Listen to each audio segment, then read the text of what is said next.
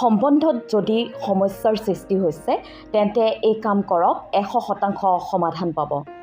আপুনি যদিহে এই কথাখিনি জানে দেখিব আপোনাৰ সম্বন্ধবোৰত চলি থকা সমস্যাবোৰ সম্পূৰ্ণৰূপে 100% সমাধান হৈ যাব।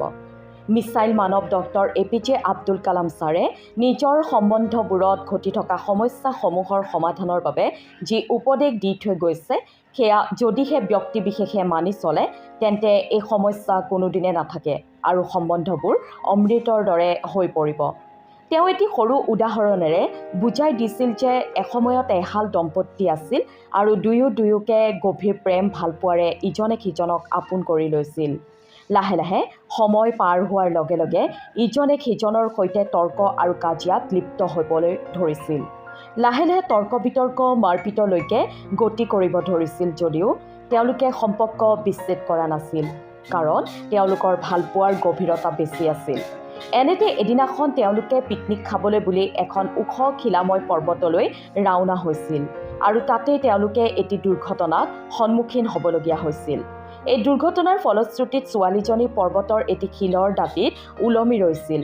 ল'ৰাজনে তাইক সহায় কৰিব পৰা নাছিল, কাৰণ তেওঁকো এটা শিলে চেপি ধৰি আছিল আৰু ল'ৰাজনে দেখা নাছিল যে ছোৱালীজনীৰ ভৰিৰ ওচৰতে এটা সাপ আছিল আৰু ছোৱালীজনীয়েও দেখা নাছিল যে ল'ৰাজনক এটি শিলে চেপি ধৰি আছিল।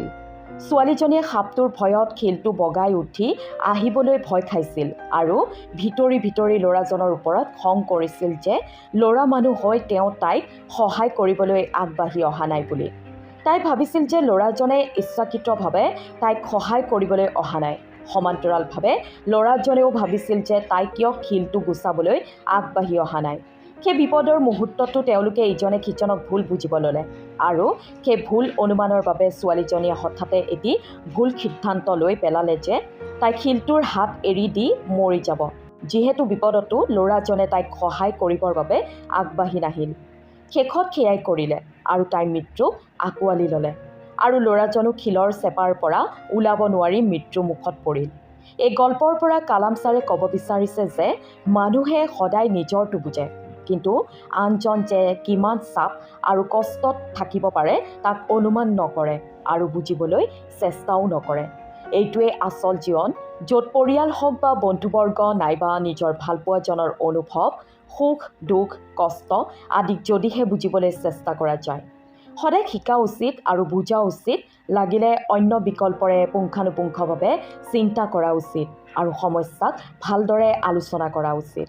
অকণমান ধৈৰ্য, অকণমান ধনাত্মক ভাৱনা আৰু অকণমান শুভ চিন্তাই সম্বন্ধবোৰ চিৰযুগমীয়া কৰে।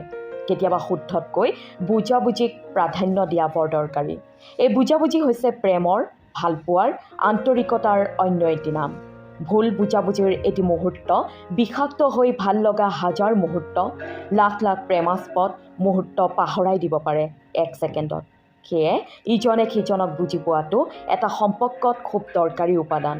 ওচৰে পাঁজৰে থকা সকলোৰে সৈতে দয়ালু হোৱাটো বাঞ্ছনীয়, কাৰণ সকলোৱে নিজৰ জীৱন যুদ্ধত ভাৰাক্ৰান্ত।